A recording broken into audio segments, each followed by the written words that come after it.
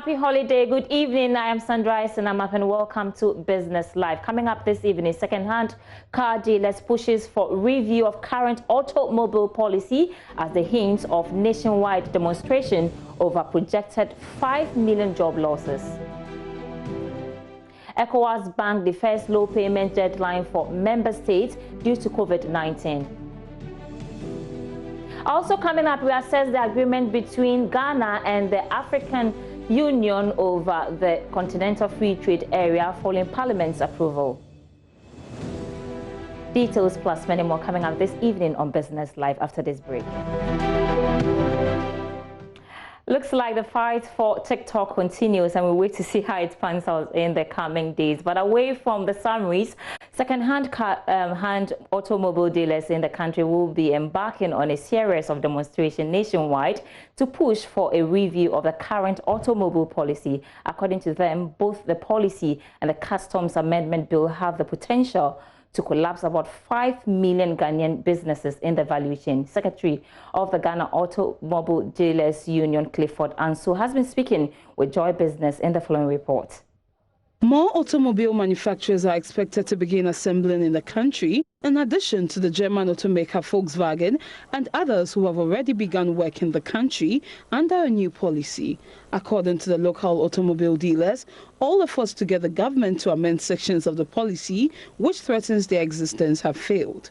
Secretary of the Ghana Automobile Dealers Union, Clifford Anso, believes a nationwide demonstration can push the government to consider their concerns. The next thing for us is demonstration, which is we are planning. You know, we have a coalition. We are coming together with a lot of artisans and then stage a very big demonstration. Our demonstration is not going to be a one-day demonstration. We shall make sure that the demonstration will continue. If it is 1 month, we don't care. We shall continue to demonstrate until our concerns, are met. Other than that, we cannot sit down for this our businesses to just collapse. We can't do that. How many people do you think will lose their jobs if these policies come to fruition and your concerns have not been taken? 5 million and over. 5 million? I tell you. Car dealers, sprayers, auto electricians, fitters, even truck drivers are going to lose their jobs. He has also accused the government of not being transparent with stakeholders in drafting the policy documents.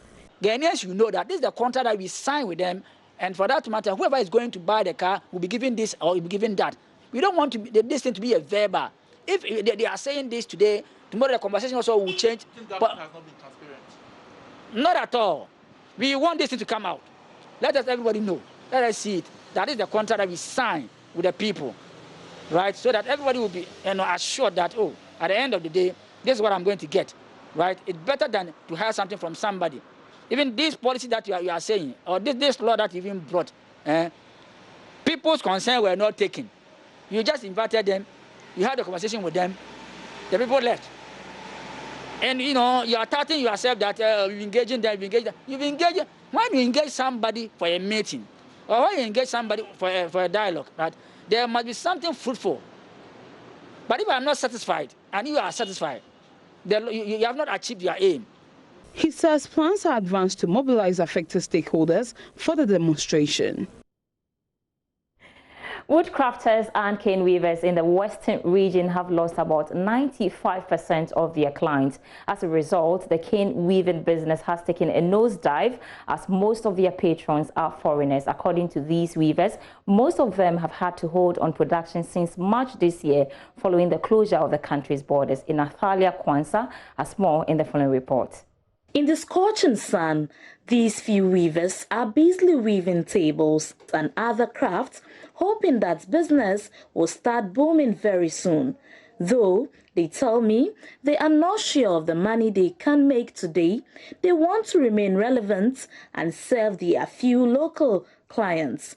Western Regional Chairman of the Wood and Cane Weavers Association, Tony Teta Blankson, has been speaking to Joy Business on the sharp decline in the patronage of their products since the emergence of COVID-19 in the country. Most of our clients are, from the diaspora, because of the COVID, they are not coming in. So everything has become stagnant now. It has really affected our business. But yes, so you know, one or two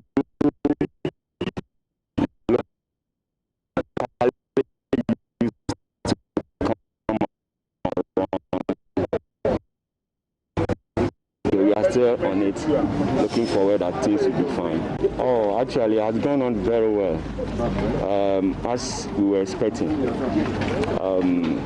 The things have been presented, and the whole association are very happy. They have appreciated what we have, because we were looking forward to see something like this, and luckily for us, we've had it. So we are very excited for the presentation. In an attempt to keep these weavers in business and relevant on the international market in the midst of COVID-19, the Ghana Exports Promotion Authority has hinted of plans to train the craftsmen to acquaint themselves with social media and online marketing tools. Deputy Chief Executive Officer in charge of operations and finance of the Ghana Export and Promotion Authority, Samuel Dentu, speaking at the sideline of a donation of personal protective equipment, said sowing online presence is key for survival. We are not in normal times, and if we are not in normal times, we find other ways of continuing with our business. I think they do these things for people to buy, and people, especially the whites and the tourists that come around, we have advised them to learn how to use social media, the tools on social media, to be able to advertise their product, so that people can see and order, and then for them to also ship to them. So this is the advice that we give, and we as Ghana Export Promotion, we are even ready to give them the kind of training that they would need to be able to use the tools that are available. Now, in response to the COVID-19 crisis, the ECOWAS Bank for Investment and Development says it has allowed its members to postpone their loan payments up to the end of this year. According to the president of the bank, George Ejikum Nana Donko, the move is part of several measures his outfit is putting in place to support economies negatively affected by the pandemic. He spoke to Joy Business when the bank went on a working visit to the Chief Justice of Ghana in Accra. The ECOWAS Bank for Investment and Development is owned by the 15 members of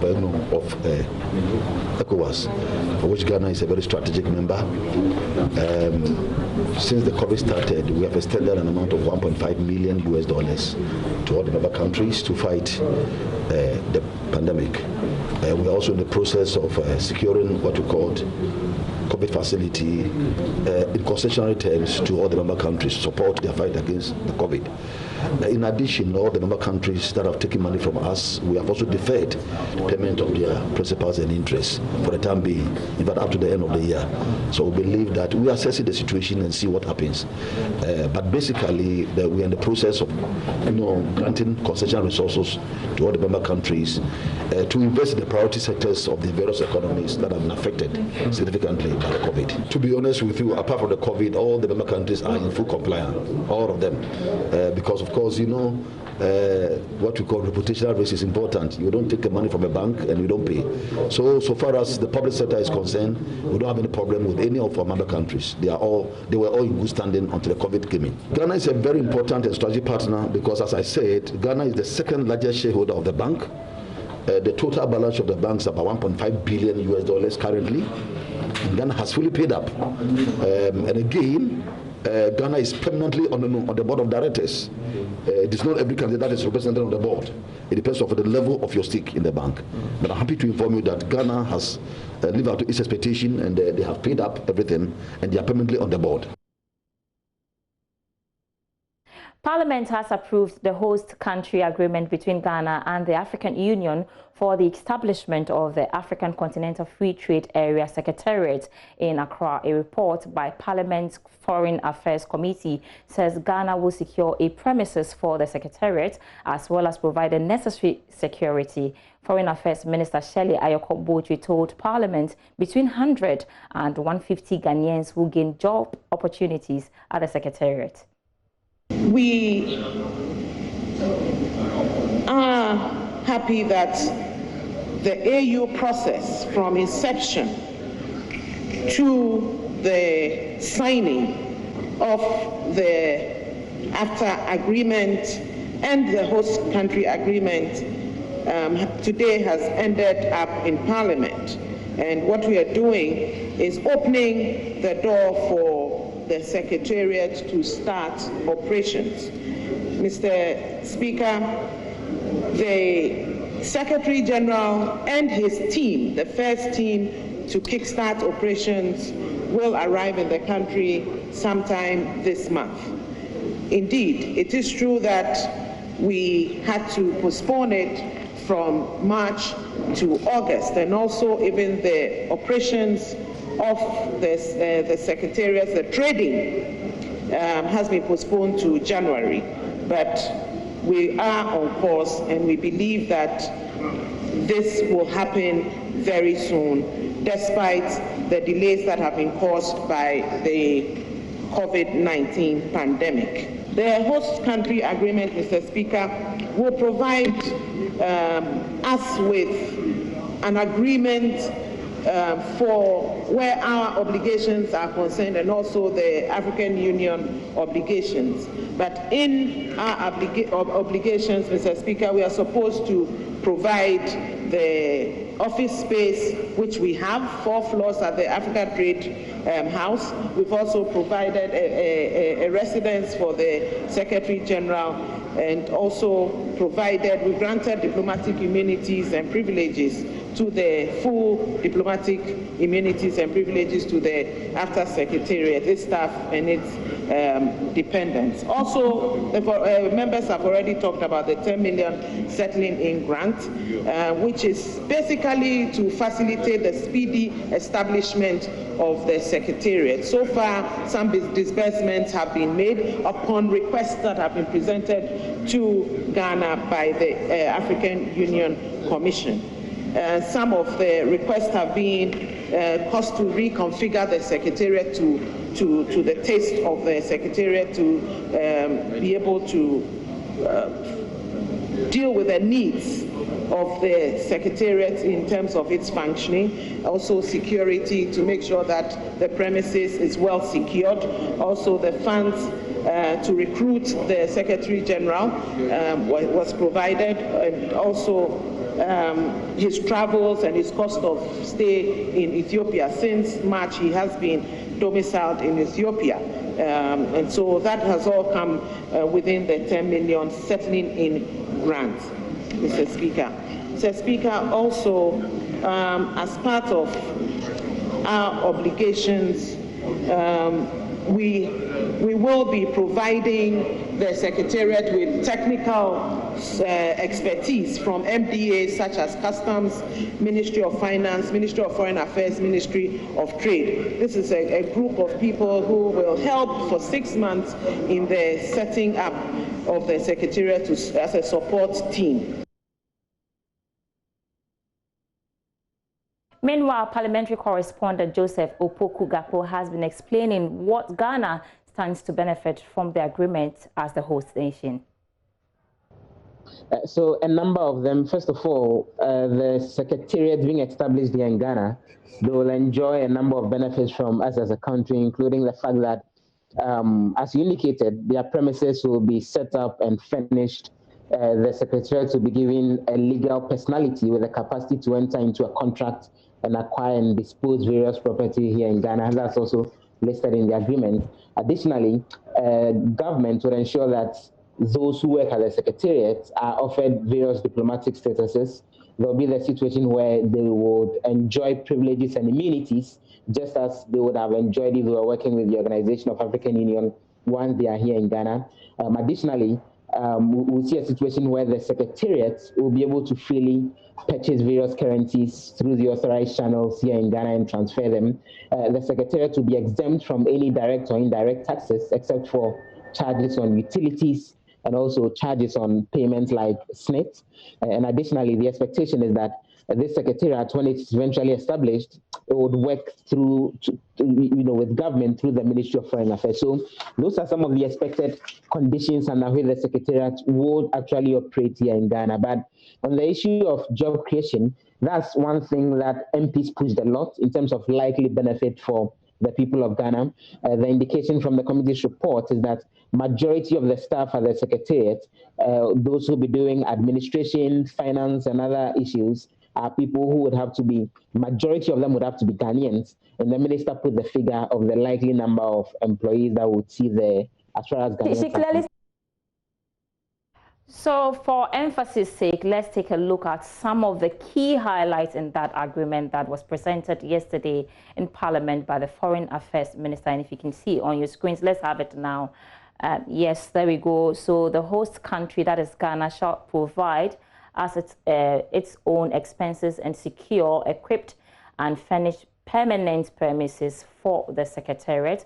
It's also supposed to have a legal personality with the capacity to enter into a contract and acquire and dispose of movable and immovable property needed for its operations in accordance with the laws of Ghana, and went on to say officials of the Secretariat and state parties of the AfCFTA agreement shall enjoy within the host country privileges and immunities as established by the General Convention on the Privileges and Immunities of the Organization of the African Unity.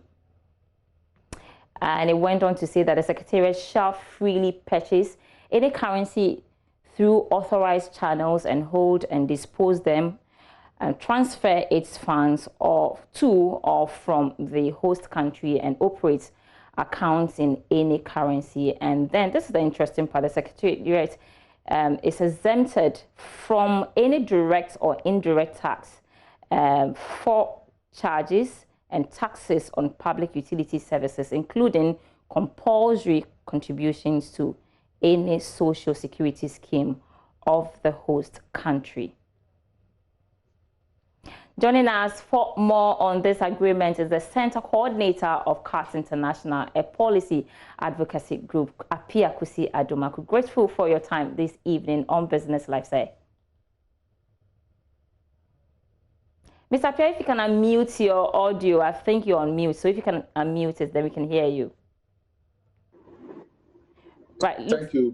Sure. Can you hear me now? Yes, I can hear you clearly. So first, your impression on that agreement and what we highlighted on our screens. I think the agreement follows a standard template in international relations agreement between a host country and multilateral or regional institution. And one thing that we must also see is that for Ghana to be able to bid and win successively this Secretariat, Government of Ghana put forward some proposals, which included that, look, we are going to provide you this facility free, security, and other things. Because other countries even showcase more and better and juicy offers than Ghana did. But Ghana won this Secretariat based on other considerations, which other countries didn't have. So I think that this agreement is a mirror image of what government presented last year during the bidding process. So if you look into that agreement carefully, one of the key issues has to do with the staff, the foreign staff. They are to enjoy some diplomatic immunity. I'm assuming this is an international practice, right? Or we should be worried? I think this is an international practice that if a Ghanaian works with AU or ECOWAS, whereas you are working with ECOWAS and you are in Abuja, you enjoy an international, diplomatic immunity based upon the Geneva and other protocols. And so even if we have foreigners coming to work for the Secretariat, they also have to enjoy the same. So this is, it's an international practice, and I don't think we should worry about this thing. But perhaps there's one issue that you flagged that I want us to bring our attention to it. It is the issue of direct taxes and social security. You know, most foreigners who come to work for the Secretariat, may not work here for all their lifetime. And so if you want to withhold their SNIT, and then after 3 years, the person leaves back to his or her country, what happens to the SNIT contribution that you have withheld? And so the law, AU, I'm very sure that AU has its own pension scheme, that AU deducts its pension scheme, staff pension scheme, and it keeps it. And then once you get to your retirement age, AU then pays you. With regards to tax, I think the best we could have proposed is to take, let's say, 10% withholding tax on your salary. But I think government has been very charitable with that. And I think, Mr. Pia, let me just interrupt there. I mean, we've been talking about broadening the tax nets. We've been talking about mobilizing a lot of the taxes for the country because we need it, obviously. So to exempt these foreigners from paying taxes, I'm sure a lot of people have issues with it. I don't know. There's one thing. A government can decide to take taxes or allow people to have access to their money. Then it's going to increase their disposable income. They are going to spend the money here in Ghana, and then directly or indirectly, we'll be getting taxes from them. So if you go to Dubai, for example, and most of the Middle East countries, if you are a foreigner and you work there, you don't pay any income tax. But the cost of living in the country and also other things that you buy will invariably, consume the taxes that you have paid, you have forgone. So we shouldn't be worried about this at all. So generally, yes, we know that the Continental Free Trade Area is not coming now. It is postponed till next year. And the minister clearly stated that, yes, they are working around the clock to ensure that they have a smooth takeoff next year. With what is happening on the continent and globally with COVID-19, do you see us in the position as a continent and for member states to be effective up and running when the takeoff date kicks off? I am not undoubtful of what the minister is saying. I believe that by January 1st, when the Secretariat officially resumes and when trading resumes, majority of member states will be able to trade. Those who may not be able to trade may be permitted within the boundaries of the COVID. But for majority of them, will be able to trade. Let us get it that COVID has come to stay. We need to be able to find a way to live around it. We cannot continuously shut our borders to COVID. Like it or not, people must live and goods and services must trade across borders. And so we should be ready to start trading January next year. But there are other things that needs to be tidied up before we can do so. The rules of origin and other protocols are yet to be finalized. And I believe that between now and December ending, AU and member states will be able to agree on those protocols so that once we start trading, there wouldn't be any teething issues. All right, Mr. Pia Aduma, grateful as always for joining us on Business Live tonight. Thanks so much for your input there. And that's how we wrap up for the program this evening, the holiday edition of Business Live. I am Sandra S. and I'm up and log on to myjoyonline.com/business for more business news up there. And there you go, the stories up there for the headlines. You can go read them. Thanks so much for watching and enjoy your holiday.